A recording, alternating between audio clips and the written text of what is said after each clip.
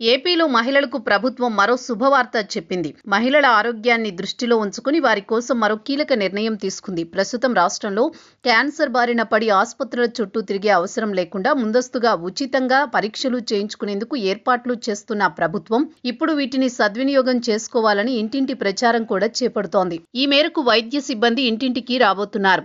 ప్రభుత్వం ఇంటింటికి వచ్చి చేసే ఉచిత క్యాన్సర్ స్క్రీనింగ్ టెస్టులను చేసుకునేందుకు మహిళలు ముందుకు రావాలని ఆరోగ్య కుటుంబ సంక్షేమ శాఖ కమిషనర్ జి వీరపాండియన్ పిలుపునిచ్చారు. రాష్ట్రంలోని మహిళలందరూ ఈ అవకాశాన్ని సద్వినియోగం చేసుకోవాలని ఆయన కోరారు. జాతీయ క్యాన్సర్ అవగాహన దినోత్సవం సందర్భంగా ఎన్టీఆర్ జిల్లా కలెక్టర్ ఛాంబర్లో కలెక్టర్ డాక్టర్ జి లక్ష్మీ శాతో కలిసి మహిళలకు ప్రత్యేక క్యాన్సర్ పరీక్షకు ఆహ్వానం పేరుతో రూపొందించిన ఇన్విటేషన్ కార్డును ఆవిష్కరించారు.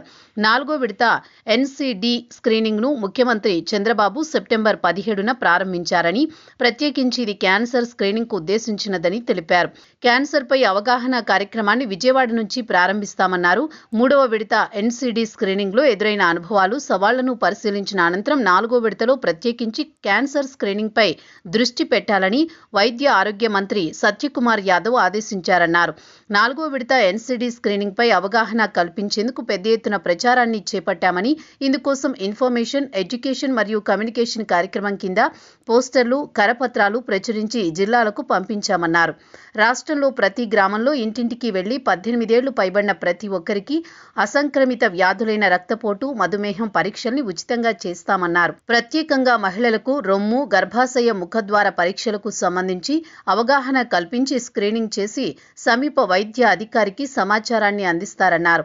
నిర్దిష్ట సమయాల్లో వైద్యాధికారి వీరికి అవసరమైన పరీక్షలు చేసి లక్షణాలుంటే ఆయా జిల్లాల ప్రభుత్వ ఆసుపత్రుల్లో ప్రత్యేకించి ఏర్పాటు చేసిన ప్రివెంటివ్ అంకాలజీ యూనిట్లలో స్పెషలిస్టు డాక్టర్లు చికిత్స అందిస్తారన్నారు. గ్రీన్ ఛానల్ చికిత్సను అందించడం ద్వారా అదే రోజు మహిళలు తిరిగి ఇంటికి వెళ్లేలా ప్రభుత్వం ఏర్పాటు చేసిందన్నారు.